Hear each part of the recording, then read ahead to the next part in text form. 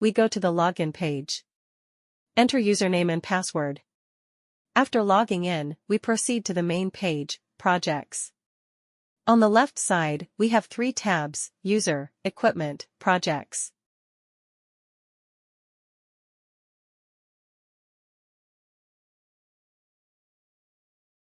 Let's start by adding a user. I already have some test users there, but for the demonstration we'll create another user, let's say Vasily. We set a password, a temporary password. Full name, email, mobile number, just enter it.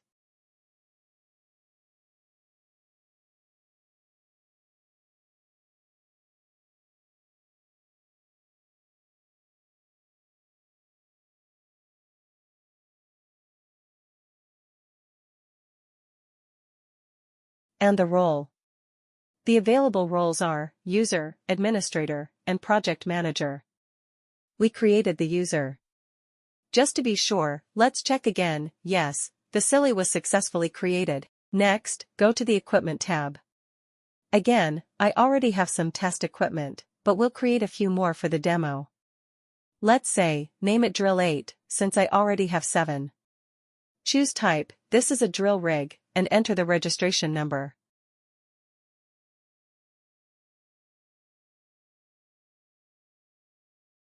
Save. Add one more, again, type as drill, and set a registration number.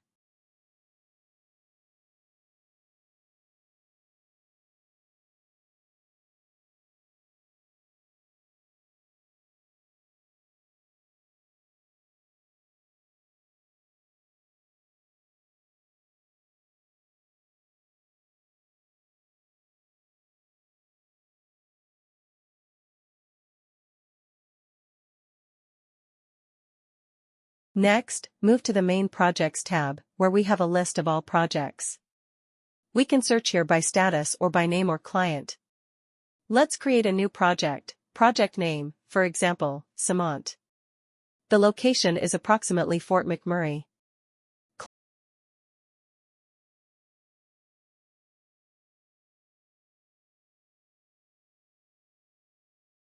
Client, ConocoPhillips. Set the start date of the project and an approximate end date. Set the project status, OK. The project is created.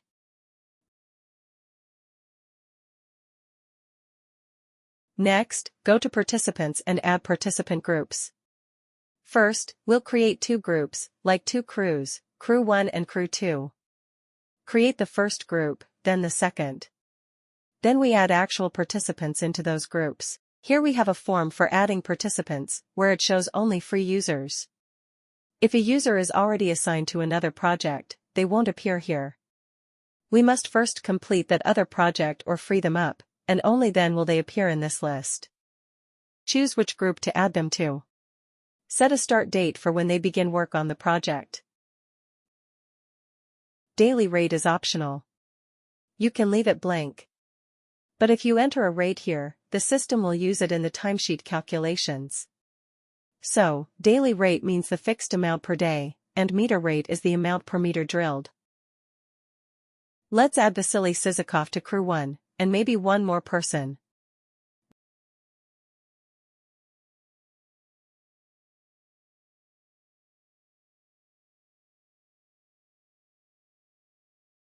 Then add someone to Crew 2, for example, Daniel Escalay.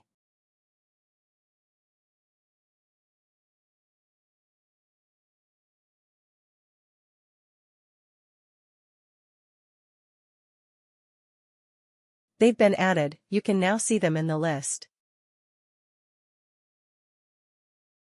Next, we need to assign equipment. For example, we can assign the 2 newly created equipment items.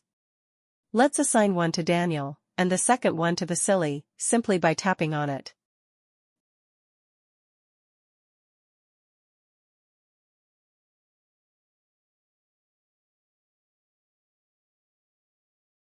Now we'll set up form delivery rules. Click to add a new rule, choose form type, and then choose a condition. For example, after all participants sign, this means, when all assigned participants have signed a form, e.g. drill inspection, The system will send all the signed forms in a single PDF to the selected recipients. So let's say we have 4 people on the project.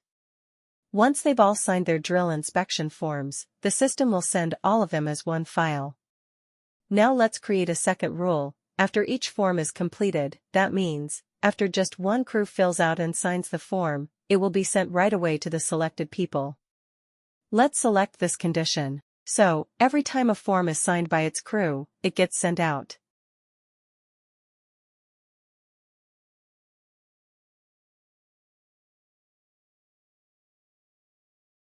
We've created one rule, let's create another, for a different form type, FLHA.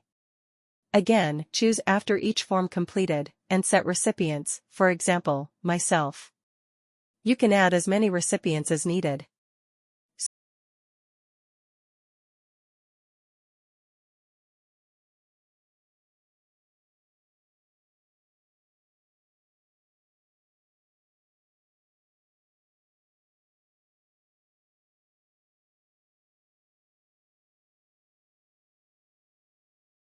So we've set up 3 rules. One for drill inspection. One for FLHA. Each with different delivery logic. Next, we switch to the mobile app, where participants will actually fill out these forms. Let's demo this on an Android phone. You can already download the DrillingCore app from Google Play. It's still in testing, but publicly available. Open the app, you'll see the login page. Let's log in as user Vasily with the password we set. After logging in, we see 3 tabs. To Do. Projects. Profile. To Do is where unsigned forms will appear. So if Vasily has a pending signature on any form, it will show up here, and he'll know he needs to sign it. Currently, there are no pending forms. In the Profile tab, you can see account info, language settings, change password, log out, and switch app language. Under Projects, we see a list of projects where this user is a participant. Since we added Vasily to the Samant project, he only sees this project here. We display project name, start and end dates, client, status. We tap on the project, and we see the available form types. Track inspection, drill inspection, FLHA. Let's select drill inspection. We see a list of previously submitted forms of this type, for this project. Crew 1, that's Vasily's crew. It also shows who created the form, date of creation, status on the right, for example, completed, means all participants signed it. Let's add a new form. Tap the plus button. The system automatically fills in the current user, Vasily, his crew, the assigned equipment, based on what was linked earlier, the group members, e.g. Vasily and Nadanov, if both are in drill crew 1. Next are checklists. These can be customized by the admin, add groups of checklists, modify, remove. For this demo, let's select some checklist items and check them off. In the comments field, we can write something like, oil has been changed. We can also add photos, from gallery or take one with the camera. Let's take one just for demo purposes.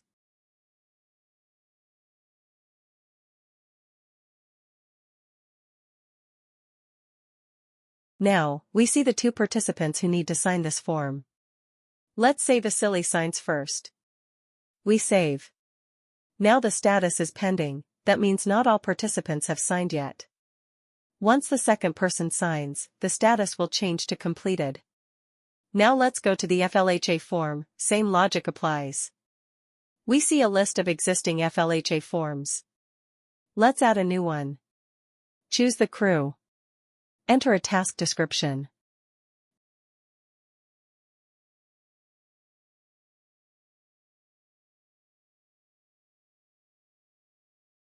Next, we select hazards from a template.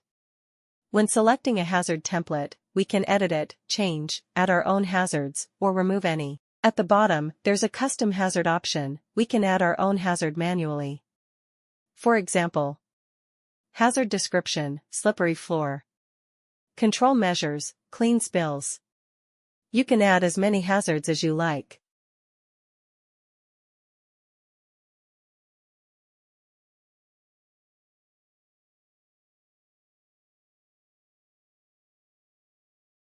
As before, you can also add a photo if needed, and then proceed to signature. Save the form.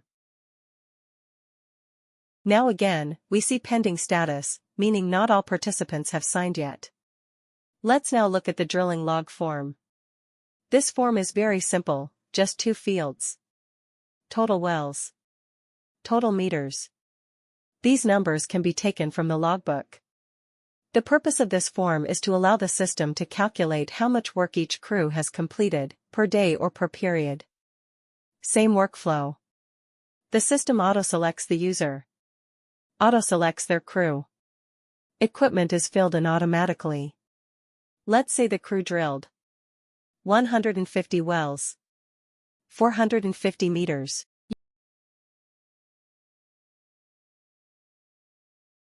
You can also attach a photo of the logbook for reference.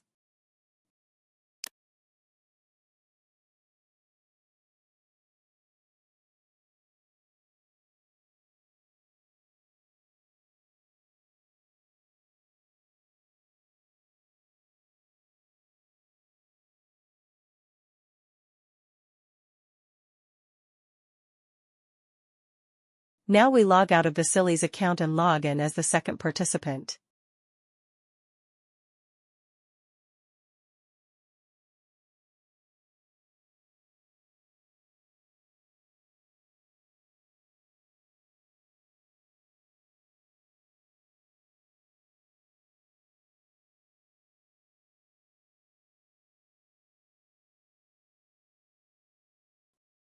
Once logged in, this user sees 3 unsigned forms in their To-Do tab, the same forms we previously created and added them to, but they haven't signed yet.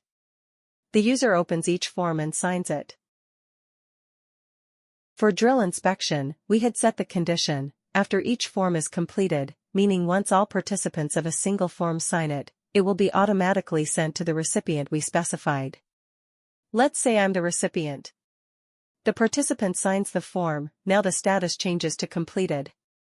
Let's check the email, the PDF has arrived.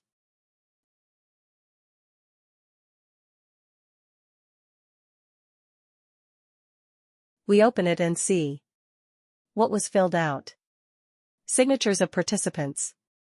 Basic form details, crew number, date, unit number, registration number. The checklist items checked. Comments, for example, oil has been changed. Digital signatures. Let's close that form and move on to FLHA. Same logic, we open the form, complete it, and sign it. We had also set the form to be emailed once all participants of the form sign it.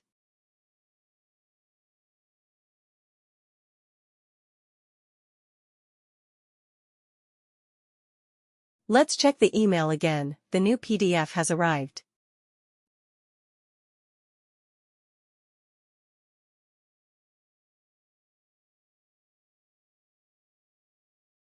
We open it and see all the data filled in.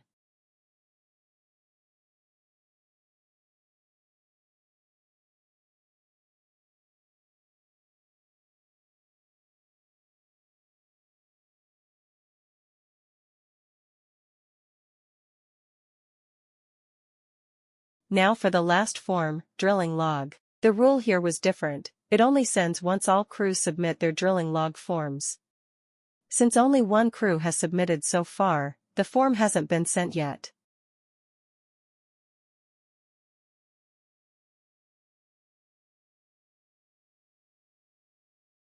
Now let's switch back to the web admin panel. Go to the user section, and here we can access the timesheet feature. The timesheet is based on drilling log forms. How many wells were drilled? How many meters? On which days? This is mainly for drillers, but it can work for other roles too. Let's say for support roles, e.g. water trucks, even if only one form was signed, the system assumes that person worked that day, and calculates pay accordingly using the daily rate. The daily rate is what we set when we added the user to the project. Let's pick Vasily, open his timesheet, and choose the date range, from May 10th to May 20th.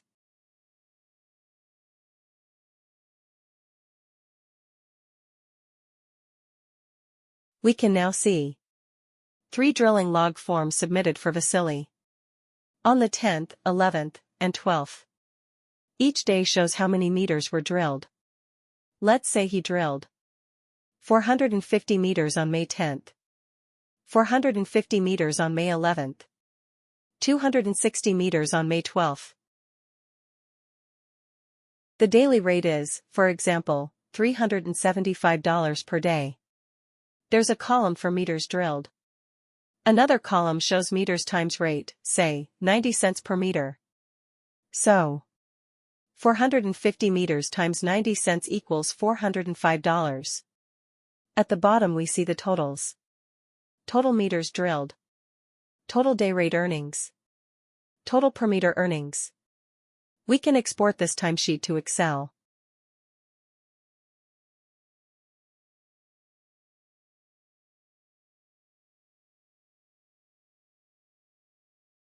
The Excel file contains working formulas.